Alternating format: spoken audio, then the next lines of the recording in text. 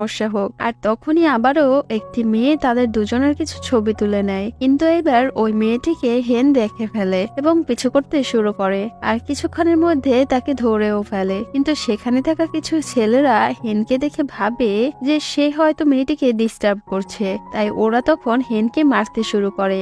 আর এই ফাঁকে ওই মেয়েটি তখন সেখান থেকে পালিয়ে যায়। পরের দিন জিনিয়ে ও হেনের ছবির পাশাপাশি তাদের ফ্রেন্ডদের এডিট করা ছবিও ম্যাগাজিনে চেপে দেওয়া হয়। সেটা দেখে ওরা সবাই তখন ভাবতে থাকে এবার এই ফটোগ্রাফারটিকে ধরতে হবে, যার জন্য তখন ওরা সবাই মিলে প্ল্যান করে ফটোগ্রাফারটিকে ধরার। তাই ওরা সবাই মিলে ফটোগ্রাফারটিকে ট্র্যাক করে ধরে ফেলে এবং সবাই মিলে তাকে যার যা ইচ্ছে মতো অনেক বকাবকি করে, যেটা শুনে তখন ওই মেয়েটি তাদের কাছে মাপ চায় আর বলে সে এমন কাজ আর কখনোই করবে না।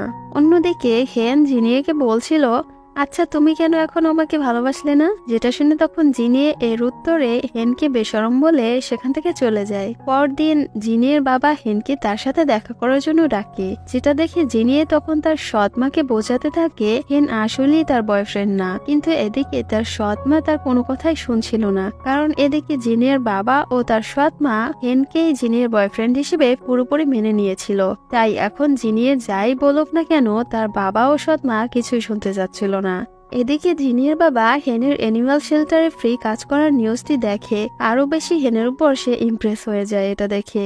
আর এটা দেখে হেনও অনেক খুশি হয়ে যায়। আর অন্যদিকে জিনিয়ে হেনের কথা এত বেশি ভাবছিল যে সে রেস্টুরেন্টে আসা কাস্টমারদের এক অর্ডার করা খাবারের জায়গায় অন্য খাবার দিয়ে দেয়, যেটা দেখে জিনিয়ের বাবা তখন জিনিয়েকে বাসায় ফিরে যেতে বলে। কিন্তু জিনিয়ে দেখে বাসায় না গিয়ে হেনের জন্য নুডলস নিয়ে অ্যানিমাল শেল্টারে চলে আসে। আর এরপর হেন মজা করে নুডলস গুলো খেতে শুরু করে। তখন জিনিয়ে হেনের কাছ থেকে জানতে পারে অ্যানিমাল শেল্টারটির ফান্ড কমে গিয়েছে, যার কারণে অ্যানিমাল শেল্টারটি প্রায় বন্ধ করে দিতে হবে। যার জন্য হেন ও জিনিয়ে তখন প্ল্যান করে তারা অ্যানিমাল শেল্টারটির জন্য ফান্ড খুঁজবে, কারণ তারা ফান্ড খুঁজতে পারলেই অ্যানিমাল শেল্টারটিকে বাঁচানো সম্ভব বা টিকিয়ে রাখা সম্ভব।